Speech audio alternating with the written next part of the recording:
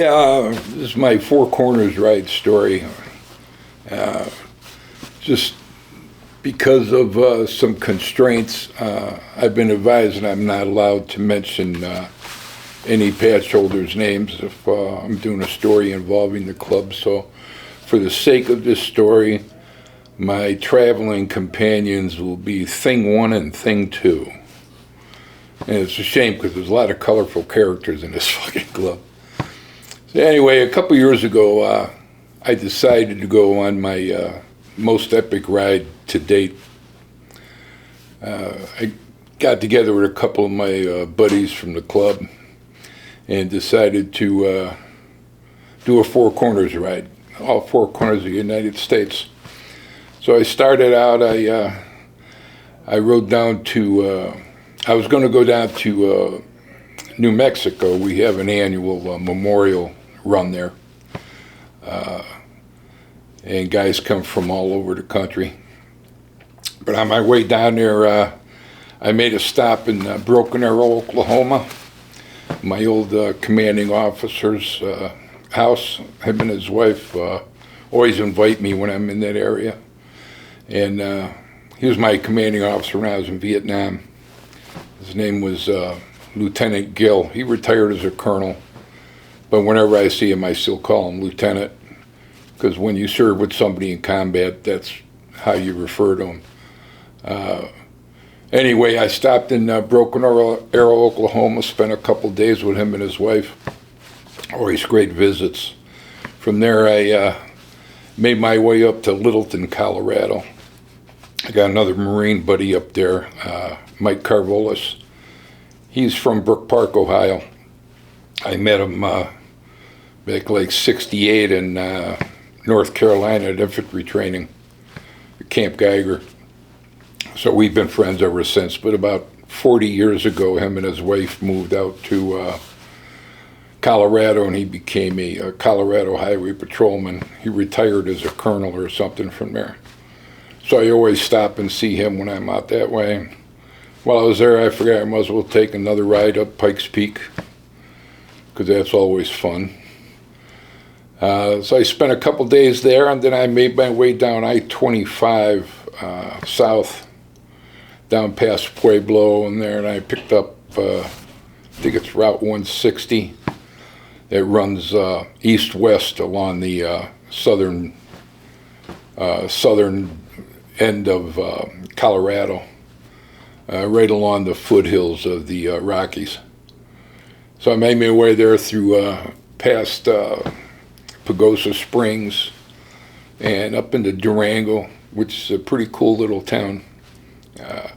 I always stop and see my niece and her husband, Christine. That's Mike's daughter, and even though she's not blood related to me, she always calls me her uncle. So I always enjoy spending time with her, and spent a few days there, smoking some bud, sipping tequila, having a good time. And then from there, I loaded up and headed down to Angel Fire, New Mexico for our memorial get-together. So I was down there. I hooked up with Thing 1 down there, and we were there for 4 days partying. Went to the usual ride to Red River, and then the club ride to the Vietnam Memorial Park. Vietnam Memorial Park and Angel Fire, it's actually halfway between Angel Fire and Eagle's Nest. It was built on land that a local gentleman had set aside for his son as a wedding gift when he came back from Vietnam. And his son never made it home. So he donated the land and with the express desire that it be turned into a memorial garden. So they built the Vietnam Veterans Memorial on there, and it's nice. It's got like a little amphitheater, and we raised money. My club raised money for a bell, and we had it installed. And every year we get together and they get up on stage in the amphitheater and they read off the names of all our brothers who have passed on. and after each name is written, they ring a bell. And then anybody wants to get up, they can say something about the guy or not. It doesn't matter. But so that's our memorial run, and then we head back to the hotel and party the rest of the week. So stayed there for about 4 days, I think. Then everybody split up and went their separate ways, and I went with Thing One down to his place in Arizona, and we stayed there for a couple of days, and then him and I rode down to San Diego. One of our brothers was getting married, and we went there for that, plus it was our first corner. So we met up with Thing Two there, and then a bunch of the guys rode us down to the border, and we went down right where the wall actually goes into the Pacific Ocean. It's the southwesternmost point of the United States, and there's a little park there, and it was closed off for some reason, so we rode around the gate, and we weren't there but a minute or two, and a Border Patrol agent showed up, told us we had to leave because it was closed, and so we bullshitted with him for a while, told him what we were doing, and then he chilled out. He actually ended up taking pictures for us. And we stayed with Thing One's father-in-law for a day or two. His wife met us there. And then we headed up. Some of the guys rode us up till we got like north of Los Angeles. And then when he hopped on one, we went up through San Simeon, Carmel, Monterey, San Carlos Beach. That was a ride I always dreamt about, riding that coastal highway up the West Coast. And I finally got to do it. It took till I was 73 to get to do it. But, and then we went to, stopped at San Carlos Beach. It's a beach that's completely taken over by sea lions. And there's like hundreds of them laying all over the beach. You can't go on the beach at all. It's closed to civilians because those things will fuck you up.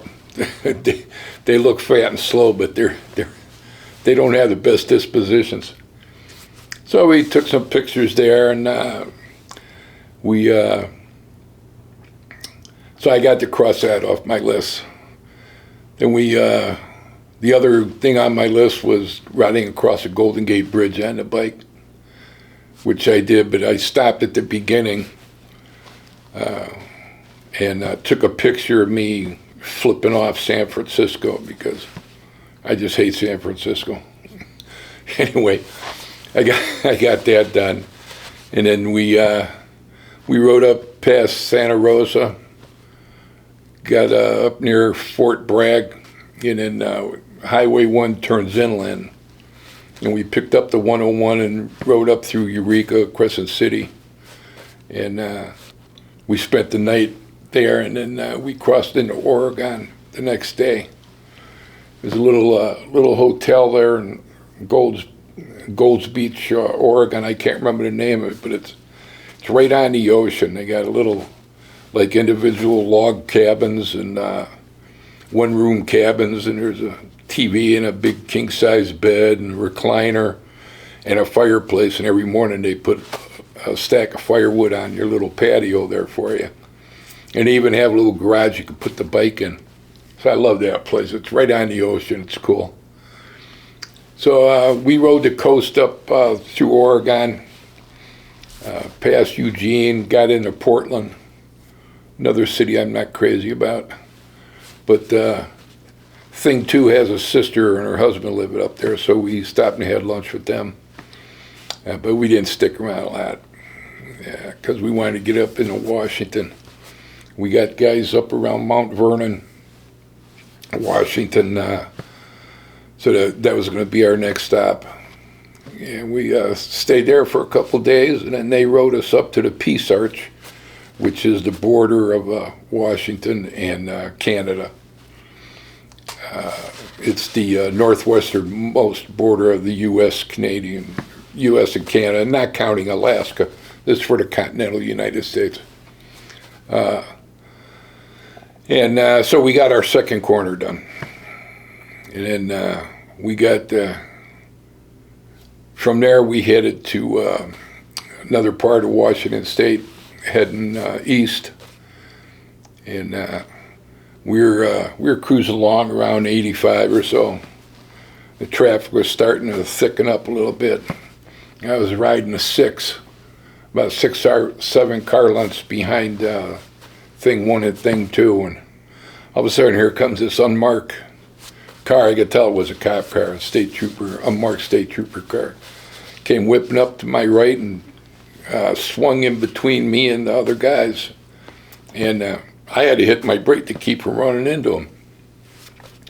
So he lights them up, pulls them over.